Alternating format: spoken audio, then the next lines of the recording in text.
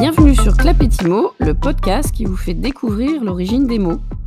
Une initiative recommandée par le concours francophone Les mots en or avec le soutien de la Fondation Voltaire.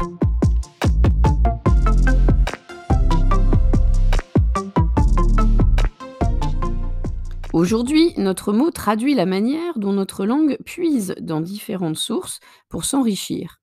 Et là, vous allez voir, ni latin ni grec cette fois-ci. Notre mot défraie souvent les chroniques. Absorption de substances chimiques, pratiques sportives illicites, afin d'augmenter les performances de l'athlète. Vous l'avez trouvé ? Il s'agit de dopage. D-O-P-A-G-E.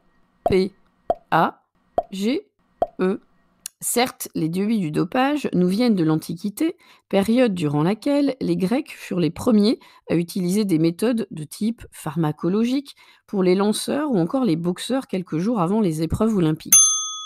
Mais ces origines ne sont pas grecques, justement.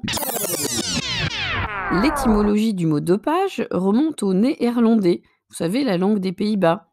Doep signifiait sauce, boisson ou mélange. Il désignait alors une boisson alcoolisée à base de peau de raisin que les guerriers zoulous, peuple noir d'Afrique australe, empire guerrier très puissant, consommaient pour augmenter leur prouesse au combat. La boisson pouvait aussi être fortement alcoolisée pour permettre de rentrer en transe lors de fêtes religieuses. Petit à petit, le terme a été repris par les Boers, pionniers blancs d'Afrique du Sud, principalement originaires de régions néerlandaises, pour désigner un petit coup à boire, bref, un petit remontant.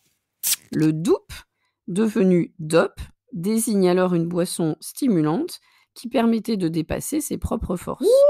Maintenant, vous allez me dire, comment en sommes-nous arrivés du domaine de la boisson au domaine du sport ? L'histoire de notre petit mot prend un nouveau tournant intéressant au début du XXe siècle. Au début des années 1900, plus précisément à partir des premières compétitions de cyclisme, entre autres le premier Tour de France en juillet 1903, les cyclistes cherchaient à améliorer leur performance. Et ils ont commencé à expérimenter diverses substances. L'idée était de créer un mélange spécial, une sauce, qui pourrait les propulser plus rapidement sur les routes et les pistes. Et là, vous l'avez compris, le dop a été associé à cette idée de performer, d'améliorer ses résultats. Let's go! Comme tous les mots, dop a évolué pour glisser vers doping, en anglais, devenant le participe présent du verbe to dop, doper. Au fil du temps, il a été adopté par la langue française sous la forme de dopage. Notre mot dopage est donc bien issu d'un anglicisme et malheureusement, il n'a pas fini de parler de lui. Serait-ce une gageure que de le voir définitivement disparaître dans les pratiques sportives ? Gageure ? Gageur ?